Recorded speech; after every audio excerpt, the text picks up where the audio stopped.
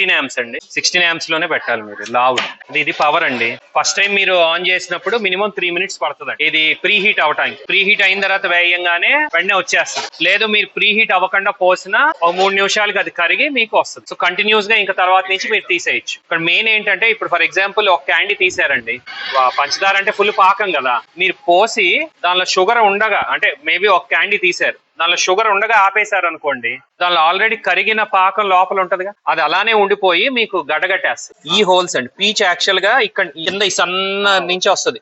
So లోపల పోసింది ఈ బయటికి ఇలా వస్తుంది. మీరు మిషన్ ఆపేశారు అనుకోండి, పాకం కట్టింది ఈ హోల్స్ లో ఉండిపోద్ది. ఇప్పుడు పెనం మీద షుగర్ వేసి మంట ఆపేసి ఏమవుద్ది, స్టక్ అయిపోద్ది. సో 10 మంది కస్టమర్లు వచ్చారు, 10 మందికి ఇవ్వండి. మిషన్ ఆపే ముందు లోపల ఉన్న షుగర్ అంతా బయటకు కొట్టేయాలి.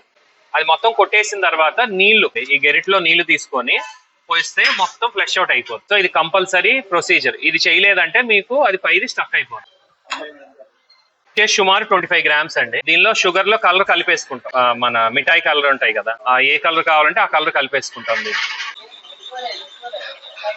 ఈ స్టిక్స్ ఏంటంటే ఎదురు పుల్లలతో కొట్టించుకుంటారు, అప్పుడు మీకు స్క్వేర్ గా కరెక్ట్ గా పట్టుకుంటారు.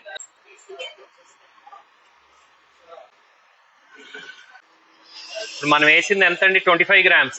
అంటే సుమారు ఒక రూపాయి షుగర్ అంతే వేసింది.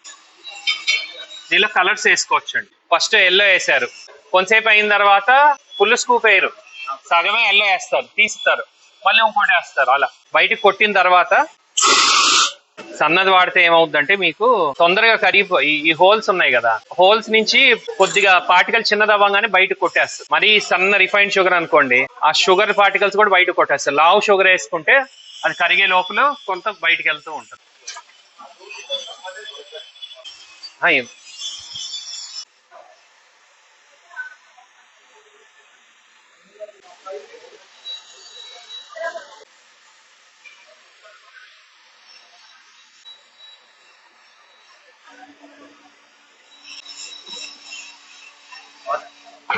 వాటర్ పోసి ఆపండి.